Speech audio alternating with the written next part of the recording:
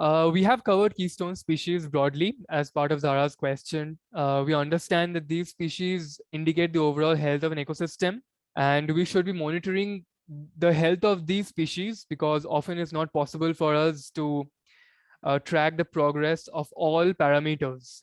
I'll just introduce a little bit of problem analysis concepts here. So when you look at a problem, you break the problem into a few things, into something called lag indicators and lead indicators. So lag indicators are the output metrics. You say, okay, this is the problem.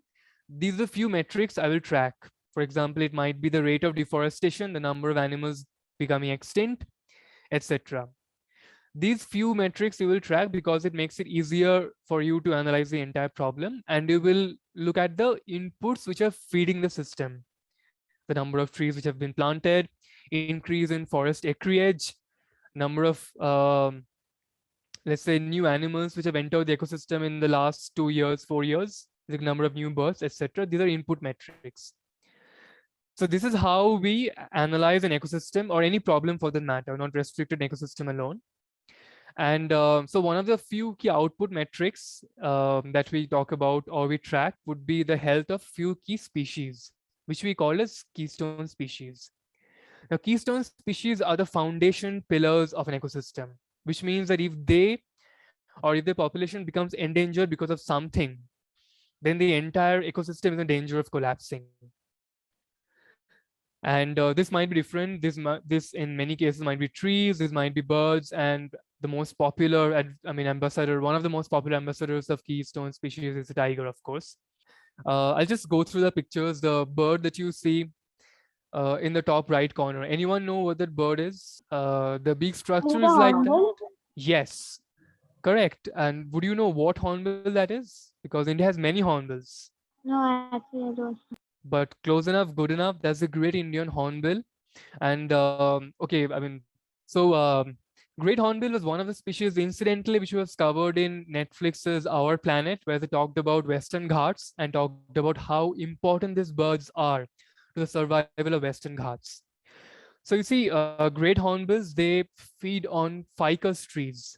Ficus trees are what fig trees are. Even banyan is a ficus tree. It's a broad family of trees. So these ficus trees actually fruit in different times of the year, and the hornbills actually depend a lot on these fruits. Um, they are nutritional, and because and these ficus trees actually not found in a single cluster; they're spread across the forest. So what the hornbills do, they have to fly from one tree to another. You'll find a population of hornbills close to one ficus tree. That is one of the things that birders use when we go out to spot hornbills.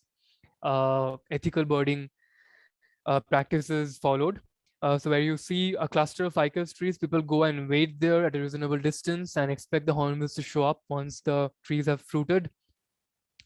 So now, if these hornbills, they are flying after having eaten some trees at one portion of the forest to another, they are dropping on their way, and in this way they're actually dispersing the seeds of the ficus tree. In fact, they are called farmers of the forest of Western Ghats, specifically the hornbills, and they are very, very important to survival of ficus trees as well as the Western Ghats. The second thing that you see, the second image, is the Colonia tree. I have to look up the exact scientific name for it. It again, uh, so is a famous tree in the southern part of Western Ghats. Anyone from Kerala here? This tree should be familiar to you because it was one of the. I mean, this tree came into limelight as part of one of the most sensational conservation events in India and in the world, which was the Silent Valley movement, where it was found out that if the Silent Valley, if the hydropower dam was built, then large portion of Silent Valley would have been inundated with the reservoir water. Many such trees would have been submerged. And lion-tail macaques, which are endemic to India, which are endemic to Western Ghats, and this portion of the Western Ghats, they depend on the fruits of their trees for survival. So they would become extinct, and hence large swathes of the forest, because again they are predators, the food web would be disrupted. They would also become extinct. So that's why this tree had come into the forefront then, into the limelight. So these are some of the keystone species that we track. There are obviously others. As you know, there are honeybees, there are certain frogs, um, there are elephants, which are tracked as keystone indicators of the health of an ecosystem. One important thing for people who are from Mumbai, I don't know if you would be aware of that. One of the most stellar conservation movements that was started in India was the conservation for vultures. We often overlook the role vultures play in our society because we see them as carrion feeders. All scavengers actually are overlooked. They're not cute. They stink, people say. But vultures are glorious beings, all scavengers are. And the Godrej family, I believe it was Adi Godrej who spearheaded the movement. As you know, the Parsis have a concept called Tower of Silence, where the bodies are left there and the scavengers actually feed on the bodies. That's an amazing practice when you come to think of it. And so Adi Godrej, he found out that such bodies were actually rotting because there were not enough scavengers which are coming to feed on those bodies.